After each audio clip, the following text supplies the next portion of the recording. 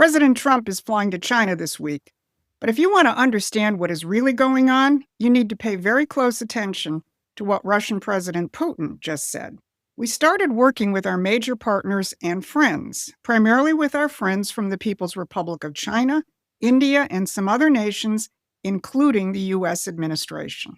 We simply presented our friends, colleagues, and partners with a picture of what the situation could develop into.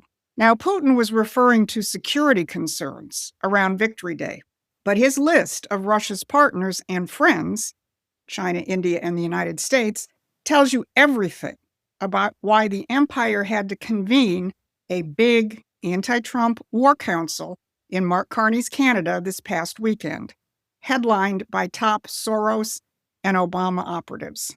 One of them, Patrick Gaspard, said this. I think interregnum is the perfect word to use, Senator, because the death of a king is a shocking and traumatic moment, right? The death of the old model here of the world is shocking and traumatic. What do we all need to be doing in our spaces that prepares us for this moment after the interregnum? Now, that's a man who served as both Obama's political campaign director and as the head of Soros's Open Society Foundation, admitting that the old model of the world is dead, and he and Mark Carney are trying to rally the forces for a hoped-for world after Donald Trump. Now, a lot of the MAGA sphere was focused on that Toronto meeting. There are posts of Obama being greeted by Carney and pictures of Alex Soros attending the conference. The coverage is everywhere. But what they're missing is this. Carney, Obama, and Soros are not operating from a position of strength. They're scrambling to come up with a fallback plan, while Donald Trump and the other countries are showing the world that sovereign nations can defeat empires. I'm Susan Kokinda, and I've known for decades that the battle lines are not what you've been told. It's not right versus left or capitalist versus communists, but it's an extension of the fight we started 250 years ago. And that's why Promethean Action has been able to identify what President Trump is doing better than anyone else, and why you should hit those like, share, and subscribe buttons. So here's what I'm going to cover today. First, I'm going to take you behind the scenes in Toronto and look at what the Carney Doctrine is all about.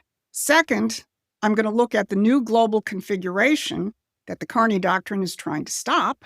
And third, how this plays out in the U.S. and what it's going to mean for the midterms. So this weekend, the leadership of, let's call it the North American franchise of the British Empire, gathered in Toronto for the Global Progress Action Summit. Barack Obama flew up on Friday. He gave a closed-door address to the kickoff gala banquet. But the next day, the entire Obama-Soros network, minus Obama himself, was in full attendance in strategy sessions under the banner of the Center for American Progress and Canada 2020. Now, this comes less than a week after Mark Carney addressed over 40 European and Anglosphere nations about the need to create a new rules-based order minus Donald Trump's United States. The keynote in Toronto was delivered by Neera Tanden. She's the head of the Center for American Progress, who served Clinton, Obama, and Biden. She was introduced as leading, quote, the opposition in the United States. And here's what she, as the head of the opposition, had to say. And in this past year, Prime Minister Carney has shown the world that there is a path forward, that it's possible to stand up to authoritarianism, but also deliver on the potential of progressive policies, ideas, and values. And in this room, we represent 40 countries, yet we face many of the same challenges in a growing affordability crisis and the rise of right-wing populism and authoritarianism. So what is this new path forward that they're rallying around?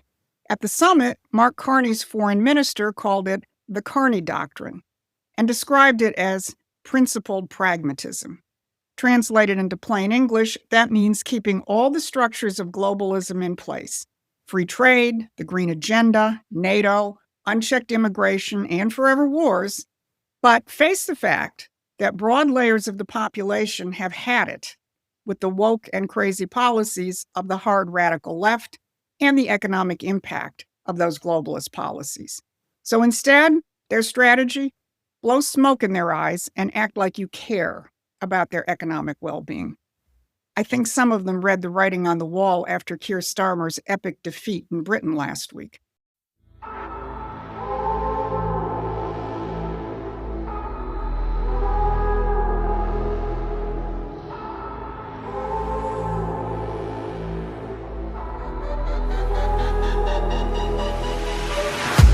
Secrets follow us, visions we can't forget.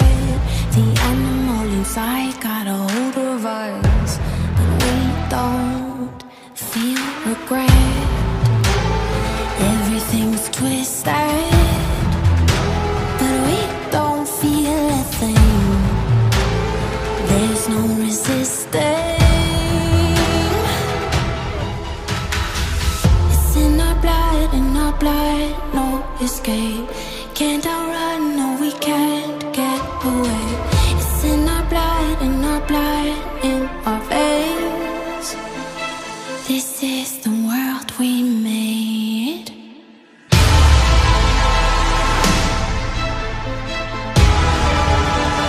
This is the world we made.